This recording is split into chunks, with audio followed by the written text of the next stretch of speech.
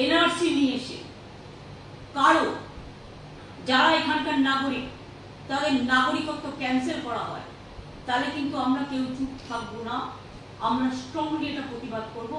আমরা আগে জানিয়ে গেলাম। 2 হচ্ছে নো এনআরসি। এনআরসি তো আমরা মানতেই পারি না।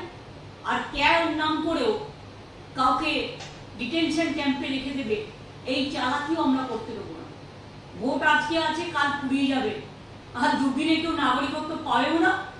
এটা লোক দেখানো, জাস্ট প্রতারণা মানুষের সাথে, ছলনা।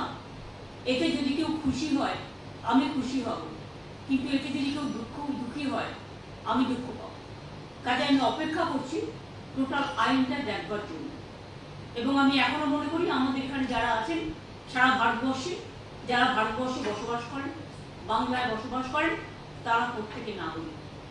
তাদের নাগরিক অধিকার, তাদের গণতান্ত্রিক অধিকার, তাদের সামাজিক অধিকার, তাদের প্রতিষ্ঠান অধিকার, তাদের ইকোনমিক অধিকার, তাদের ব্যক্তিগত অধিকার, তাদের সম্পত্তির অধিকার সবই থাকবে।